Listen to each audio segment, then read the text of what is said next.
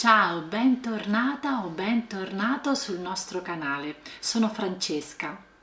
Con il video di oggi vediamo insieme il sì passivante, ma riprendiamo anche il discorso sul sì impersonale.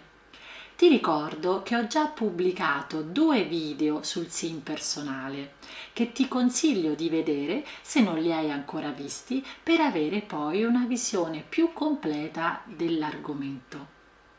Ma oltre al sì passivante, visto che stiamo per festeggiare il Capodanno, la fine del 2021 e l'inizio del 2022 nella notte di San Silvestro, parliamo anche un po' delle tradizioni tipiche del Capodanno in Italia. Ma prima ti faccio i miei migliori auguri per un 2022 ricco di gioia e di serenità. Ma allora, cosa si fa a Capodanno in Italia? Cosa fanno gli italiani per tradizione a Capodanno?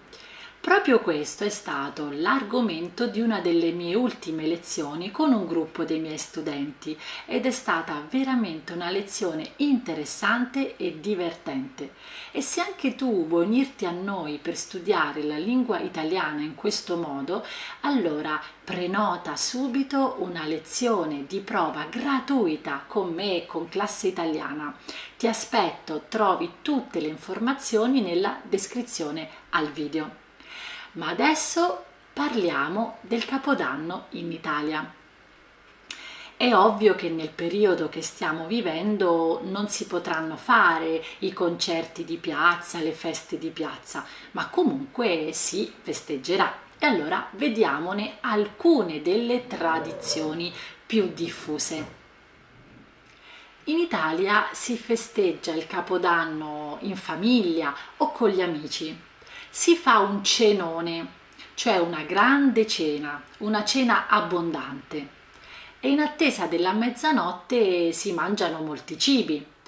Per esempio si mangia il cotechino e si mangiano le lenticchie. Sono cibi tipici ben auguranti che simboleggiano la ricchezza. Spesso si indossano degli indumenti intimi di colore rosso. Anche questo come buon augurio, un augurio di fortuna e di prosperità.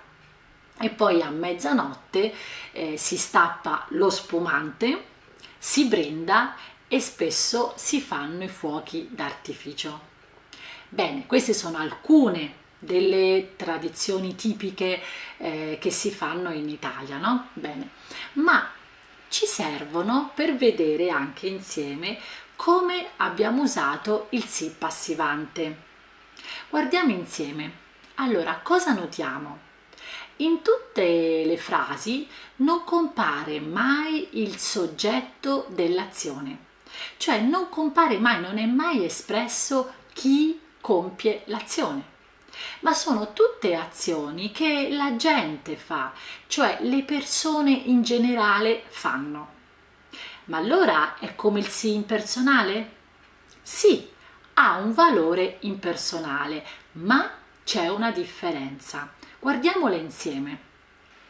La maggior parte dei verbi usati in queste frasi sono verbi transitivi seguiti da un complemento oggetto. Prendo 2 esempi.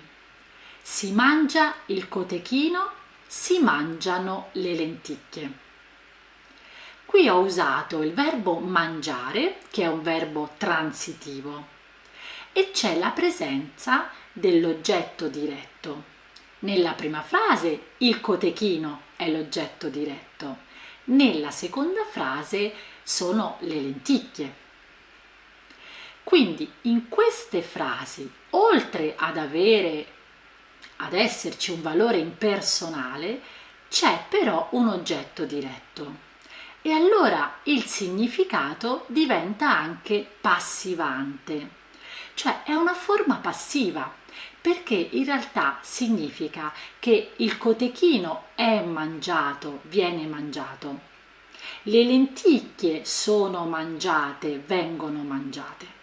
E cosa vediamo anche? Che il verbo alla terza persona è singolare nella prima frase perché si deve accordare con l'oggetto diretto, che in questo caso è singolare, il cotechino. Nella seconda frase invece il verbo è alla terza persona plurale perché si deve concordare con l'oggetto diretto, che in questo caso è plurale, le lenticchie. Quindi il sì passivante è un'alternativa alla forma passiva con il verbo essere o il verbo venire e la usiamo frequentemente quando non vogliamo esprimere chi compie l'azione. Infatti non compare il complemento di agente, così si chiama, no? Ma quando vogliamo esprimere delle azioni che sono generali, che le persone generalmente fanno. Ecco, questo è il significato del sì passivante. E adesso vediamo lo schema, quindi la struttura del sì passivante. Qual è? Abbiamo il sì più la terza persona singolare del verbo transitivo se c'è un oggetto diretto singolare. Poi abbiamo il sì più la terza persona plurale del verbo transitivo se c'è un oggetto diretto plurale. Questa forma passiva, cioè il sì passivante, la possiamo usare con tutti i tempi verbali. Noi abbiamo fatto gli esempi al presente dell'indicativo, ma possiamo usarla con qualsiasi altro tempo verbale. Ma attenzione, con i tempi composti dobbiamo sempre usare l'ausiliare essere. Facciamo degli esempi. Durante le feste natalizie si è bevuto lo spumante e si sono mangiati molti dolci. Allora, qui abbiamo usato il verbo bere e il verbo mangiare, che di solito nei tempi composti usano l'ausiliare avere, ma in questa struttura del sì passivante dobbiamo usare invece l'ausiliare essere. E cosa notiamo? Come abbiamo già detto, il verbo deve concordare con l'oggetto diretto, che noi sappiamo che nella forma passiva poi sarebbe, così viene chiamato, il soggetto grammaticale, no? Della frase passiva. E quindi se deve concordare, infatti abbiamo è bevuto, che è un maschile singolare, perché lo spumante è un nome maschile singolare. Mentre nella seconda frase, dopo il sì, abbiamo sono mangiati. Abbiamo il verbo al plurale e il participio passato che termina al maschile plurale perché si concorda con dolci, che è un nome maschile plurale. Bene, ora ricapitoliamo. Quindi, in sintesi, qual è la differenza nella struttura tra la forma del sì impersonale e la forma del sì passivante? Nella struttura del sì impersonale non compare l'oggetto diretto. Facciamo un altro esempio.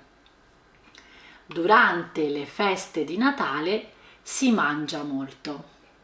In questa frase non compare l'oggetto diretto.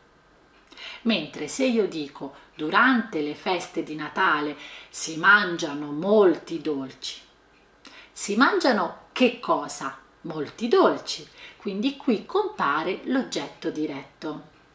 Ecco, questa è la differenza tra le due strutture. Bene, io spero che il mio video sia stato utile e chiaro. E vi ricordo come sempre che trovate un'attività, un link ad un'attività nella descrizione a questo video per continuare ad esercitarvi sull'argomento del video di oggi. Ma poi io vi aspetto, prenotate la vostra lezione di prova gratuita. Ma intanto io vi auguro un buon e gioioso 2022. Ciao, al prossimo video!